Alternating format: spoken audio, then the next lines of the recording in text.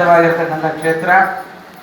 ಅನೇಕ ಭಗವಂತನ ದಾಸರು ಇಲ್ಲಿ ತಮ್ಮ ವಿಶೇಷವಾದಂಥ ಸಾಹಿತ್ಯವನ್ನು ಮಧ್ವಶಾಸ್ತ್ರದ ಒಂದು ಕೊಡುಗೆಯನ್ನಾಗಿ ಇಲ್ಲಿ ನೀಡಿದ್ದಾರೆ.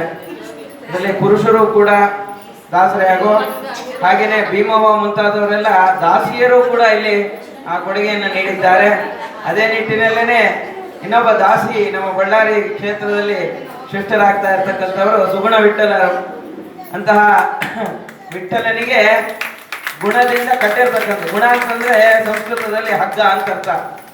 ಆ ಹಗ್ಗ ಅಂತಂದ್ರೆ ಈ ಬಾಕಿ ಹಗ್ಗದಲ್ಲಿ ಕಟ್ಟಿಸ್ಕೊಳ್ಳೋನಲ್ಲ, ಯಾವ ಹಗ್ಗ ಅವನಿಗೆ ಬೇಕು, ಅವನಿಗೆ ಭಕ್ತಿ ಇರ್ತಕ್ಕಂಥ ಹಗ್ಗದಿಂದ ಆ ಸುಗುಣದಿಂದ ವಿಠಲನನ್ನ ಕಟ್ಟಾಕಿರ್ತಕ್ಕಂಥವರು ನಮ್ಮ ಸುಗುಣ ವಿಠಲ ದಾಸರು.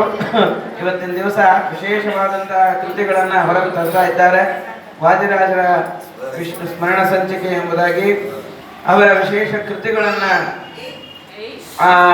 ಯಾವ ರೀತಿಯ ಒಂದು ವೈಶಿಷ್ಟ್ಯವನ್ನು ಪಡೆದಿರ್ತಕ್ಕಂಥದ್ದು ಎಂಬುದಾಗಿ ಚಿತ್ರಣ ಮಾಡಿರ್ತಕ್ಕಂಥ ಗ್ರಂಥ, ಮತ್ತಷ್ಟೇ ಅಲ್ಲದೆ ಅವರ ಚರಿತ್ರೆಯನ್ನು ಒಳಗೊಂಡಿರ್ತಕ್ಕಂಥ ಗ್ರಂಥ, ಮತ್ತು ಅಷ್ಟೇ ಅಲ್ಲದೆ ಅವರು ನಡೆಸಿರ್ತಕ್ಕಂಥ ವಿಶೇಷ ಪವಾಡಗಳನ್ನು, ಮಹಿಮೆಗಳನ್ನು ಅದನ್ನು ತಿಳಿಸ್ತಾ ಯಾವ ಒಂದು ಇಸುವೆಯಲ್ಲಿ ಒಂದು ಐತಿಹಾಸಿಕ ದೃಷ್ಟಿಯಿಂದಲೂ ಕೂಡ ಯಾವ ಇಸುವೆಯಲ್ಲಿ ಅವರು ಹುಟ್ಟಿದ್ದು ಮತ್ತು ಯಾವ ಒಂದು ಸಂವತ್ಸರದಲ್ಲಿ ಅವರ ಜನನ, ಇದೇ ಮುಂದೆ ಬರ್ತದಲ್ಲ ಶರ್ವರಿ ನಾಮ ಸಂವತ್ಸರ ಮುಂದೆ ಬರ್ತಕ್ಕಂಥ ಶರ್ವರಿ ನಾಮ ಸಂವತ್ಸರದಲ್ಲೇ ಅವರು ಹುಟ್ಟಾಗಿರೋದು.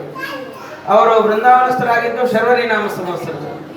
ಅಂದಮೇಲೆ 120 ವರ್ಷ ಅವರು ಈ ರೀತಿ ತಮ್ಮ ವೇದಾಂತ ಸಾಮ್ರಾಜ್ಯದ ಅಧಿಪತಿಗಳಾಗಿ ಅವರು ಸಾಧನೆಯ ಒಂದೊಂದು ಮೆಟ್ಟಲನ್ನು ಏರಿರ್ತಕ್ಕಂಥ ಚರಿತ್ರೆಗಳನ್ನು ಈ ಪುಟಗಳಲ್ಲಿ ಅದನ್ನು ತಂದಿರತಕ್ಕಂಥವರಾಗಿದ್ದಾರೆ. ಅಂತ ಕೃತಿಗಳನ್ನು ಎಲ್ಲರೂ ಕೂಡ ಸದುಪಯೋಗ ಪಡ್ಕೊಂಡು ಕೃತಾರ್ಥರಾಗಬೇಕು. ಅದನ್ನು ವಾದಿರಾಜ ವಿಜಯ ಎಂಬತಕ್ಕಂಥ ಸ್ಮರಣ ಸಂಚಿಕೆಯನ್ನು ಇಲ್ಲಿ ಹೊರಡಿಸಿದ್ದಾರೆ, ಸ್ಮರಣ ಚಿಂತನ ಎಂಬುದಾಗಿ. ಇಂಥ ಸುಗುಣ ವಿಠಲ ದಾಸರಿಗೆ ವಿಶೇಷವಾಗಿ ವಾದಿರಾಜರು ಅವರ ಅಂತರ್ಯಾಮಿಯಾಗಿರ್ತಕ್ಕಂಥ ಹಯಗ್ರೀವ ದೇವರು ವಿಶೇಷ ಅನುಗ್ರಹ ಮಾಡಿ ಹಿತೋಪತಿಶಯವಾಗಿರ್ತಕ್ಕಂಥ ಆ ಕೃತಿರತ್ನಗಳನ್ನು ಅವರ ಮುಖಾಂತರ ಹೊರಗೆ ಜಗತ್ತಿಗೆ ತರಲಿ. ಕರ್ನಾಟಕ ಭಾಷೆಯಲ್ಲಿ, ತಿಳಿಯಾದ ಕರ್ನಾಟಕ ಭಾಷೆಯಲ್ಲಿ ಮಂದಾಧಿಕಾರಿಗಳಿಗೂ ಕೂಡ ಅರ್ಥವಾಗುವಂತೆ ಎಲ್ಲ ಒಂದು ದಾಸವರೇಣ್ಯರ ಮಾಹಿತಿ ಮತ್ತು ಯತಿವರೇಣ್ಯರ ಮಾಹಿತಿಯನ್ನು ಅವರು ಜಗತ್ತಿಗೆ ಕೊಡಲಿ ಅಂತ ಹೇಳಿ ನಿಮಗೆ ಶುಭಾಶೀರ್ವಚನವನ್ನು ಮಾಡ್ತಾ ಶ್ರೀ ಕೃಷ್ಣಾರ್ಪಣ ವಸ್ತು ಹರಿ.